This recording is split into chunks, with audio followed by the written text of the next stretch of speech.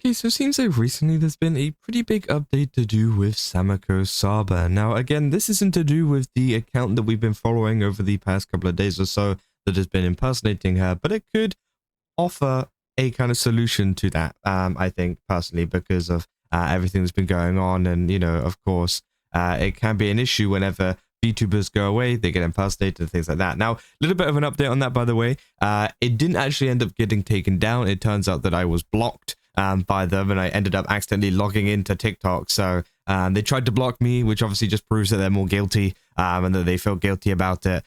So yeah, obviously in the last video I said it's taken down. It is not taken down. It is still very much up with the over 40,000 subscribers or followers that it has. But as I said, there might be something that could obviously fix this and obviously could help kind of combat this, which is Sameko Saba possibly coming back. And yes, lots of people have been talking about this.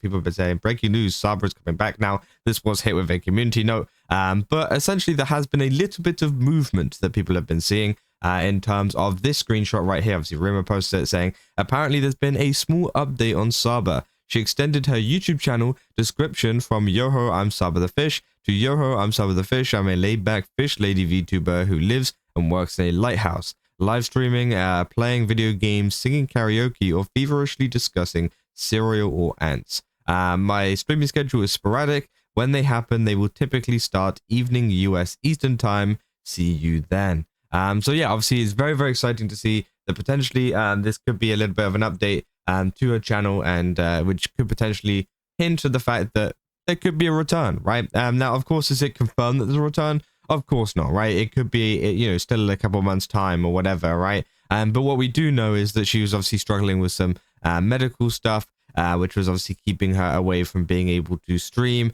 And it seems like it might be more of a kind of a long-term thing as well, which, of course, kind of explains why her streaming schedule would be sporadic type thing, right? But lots of people have been talking about it, especially in the Saba subreddit too, saying Saba has recently updated her YouTube description, saying Ade, see you then. Said it used to just say Yoho, I'm Saba the Fish, and now she's added all this and took down her business email. This change has been made within the last week. So yeah, it's interesting that she's removed her business email. Maybe she's getting some certain emails and stuff from people potentially. But again, yeah, obviously it seems like they've added all of this though to it, which of course kind of outlines when she'll be streaming and things like that, which kind of is a hint that she will be returning at some point, right? People saying hug the fish, saying kiss the fish, saying adding my streaming schedule is sporadic is definitely interesting, even if I don't know exactly what it means. Could be that she's more direct in addressing her frequency to non-fans who criticize her, but it could also be setting in a more realistic expectation of breaks in streaming for fans. Either way, I'm glad to just see a sign that her illness isn't incapacitating her from continuing VTubing. Fish love. And obviously that's what people were worried about, like her not coming back ever, right? Which again, I don't think would have been the case anyways. I think that potentially there was just it would have just like lasted longer, right, than maybe your average hiatus or something. But yeah, from what it seems like is she's kind of setting in the expectation of people that are watching, because a lot of the backlash that Saba has received is due to the fact that people thought that she would be like streaming full time, right? Obviously after leaving hololive and all that, people thought that maybe the streaming schedule would be different and that she would be more active, more consistent, and there wouldn't be these breaks and stuff like that.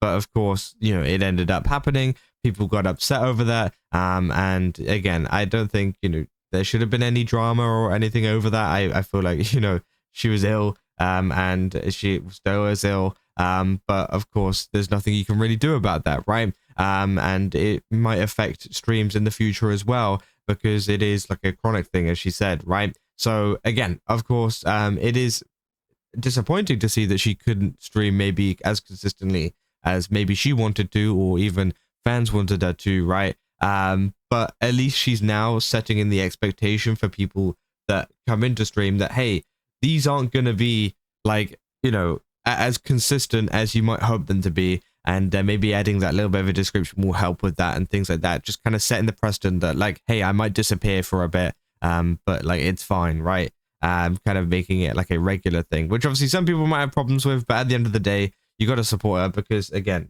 she is suffering with a lot of medical stuff, and there is nothing that she can really do about that, right? You know, you can't just like go, oh yeah, I'll just make it go away, right? No, of course not. She can't really control that, you know, to you know, most of her ability, right? So yeah, people said I think it's probably both. It takes away the ammo of Auntie saying that she never communicates, she just disappears, which again, yeah, is true, because of course it can be pretty tough, I would say, to, you know, if she has to go away often, it would be pretty tough to like make like a Twitter post or a community post every single time that happens and saying that she has to go away. It might be a bit embarrassing and a bit like kind of what do you call it? I don't know what the word would be, but just like, you know, you wouldn't really want to do that every single time, because it can be quite you know, sad and things like that to report. And yeah, obviously adding this in there means that she would never have to really do that. Which obviously, yeah, lots of people were saying that she never communicates. That was one of the criticisms. But obviously fans can't really use that if she does just add this one message in her bio, right?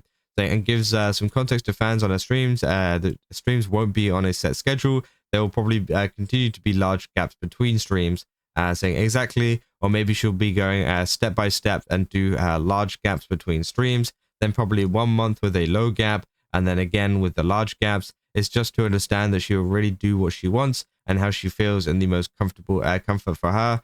Saying still, it is interesting to see that she's not doing anything on Twitter. I know some of you are going to bring up how Twitter is toxic, the whole hate discourse back in April, but even before that happened, she had already been radio silent for 2 months. She didn't even tweet about her last stream, the collab with Doobie, Limu, and Henya, which I found strange from the start. And again, I think it is just like she dislikes Twitter, and I don't really blame her, to be honest, right? Twitter is Twitter. To be honest, and I think that, you know, of course there was this message that she put out whenever she was on hiatus, right, saying you know, all of the issues that she was having and things like that, and why she's been away from stream. And she essentially said at the end of that she would be making an announcement on Twitter too, like posting the kind of like the same post but on Twitter, which never ended up happening. And I do think that is due to the fact that, you know, she probably just doesn't like Twitter. And again, I don't blame her, right? Because she probably saw the backlash that she got on, because she got backlash from that community post too, by the way, even though I don't think she should have at all whatsoever. But again, I think the backlash that she got from that, she probably thought, well, if I'm getting backlash from this YouTube community post, it's probably going to be 10 times worse over on Twitter. So probably best not to post anything on Twitter. And I think that is probably the best option, because people blow things out of proportion on Twitter. People like to get angry at things. People like to, you know, kind of make non-problems a problem. And yeah, obviously it is probably one of the best moves, especially as a, you know, a VTuber, maybe not upload that, right? So again, fair enough. People saying best, I guess, sorry, big hope to the fish recovering, saying any signs of life from the small fish is a blessing. I hope she's getting better and we'll get to see her soon. Said, how did you notice this? Said, I check her socials from time to time. This was changed very recently. She used to have a business email, but then she took it down too. So I remember someone saying that a business email was put on 4chan. She likely got spammed and decided to remove it to avoid the headache, which again might be the case. Saying having a public email on YouTube is a headache. Even as a small clipper, I get a lot of scam messages trying to send me viruses and scam money. I mean, yeah, that is a common thing. And that's why a lot of people get agencies or businesses to kind of look at their emails for them to siphon through that and protect them, right? So Dokabird mentioned that she practically needs a manager to handle our business email, and yeah, that is true. A lot of big creators do that, by the way. Like any creators with like you know, big agencies that you think about, like Mythic Talent and things like that, right? Usually 9 times out of 10 they will have someone that manages their emails and you know, takes a look at sponsorship requests and handles. Essentially, it's a mix of things that they handle the like the scams and things. Obviously, they siphon out which is a scam and which isn't. So they do that, but then they also, you know, respond to the emails that are actual genuine like sponsorships and things, and then negotiate that for them as well. Which again is great, right? You know, everybody would love to get to that point. I want to get to that point at some point, because again, it is annoying to have to deal with emails and stuff. But to be honest, I barely look at them anyways. I'm saying I've always liked how her writing is this warm, sweet, unpretentious quality to it. So hoping this is a positive sign to see her back at it again. Saying, did she really have a business email listed before? This is the first time I've seen anyone mentioned it by anyone. But either way, changing the description is indeed a good sign. So she did. It required a capture verification to see it, so it was the most noticeable thing to take away too. So yeah, obviously, I think that is a YouTube thing that they do with the capture. But yeah, people also commenting on Rima's post saying, I'm a casual Saba watcher, Auntie Rima. I say, hopefully the Saba fans will be excited as much. I think they are. But honestly, I think people myself included, don't have enough faith in Saba. Every time she disappeared, she comes back incredibly strong with completed projects to show for it. And so that's a good sign. I hope Saba is doing all right. Saying I don't know why so many people hate her. I mean, we all know that she has health issues and she probably knows best on what she can handle. I'd rather see her when she can actually stream rather than demanding anything. So it is working. Rima, you just need another vacation. She'll start streaming again for sure. But I think this is a good sign that she'll be coming back sometime soon. Don't quote me on that, obviously, but I'm looking forward to her return. And yeah, this could be the case of, you know, this change here could be that she's coming back maybe like next week or something. But it also could mean that she's coming back in like 3 months' time, right? This doesn't necessarily mean that she is coming back 100%, no doubt about it, in like a couple of days or a couple of weeks or something like that, right? No. It just means that she's planning to come back at some point, which is good for Saba fans, because obviously it means that she is coming back at some point. But apart from that, yeah, that's about it, right? That's all we know. We don't know a time frame. We don't know anything. And of course, I will keep you guys up to date on a time frame or anything else that does come out from Saba or anybody else for that matter, right?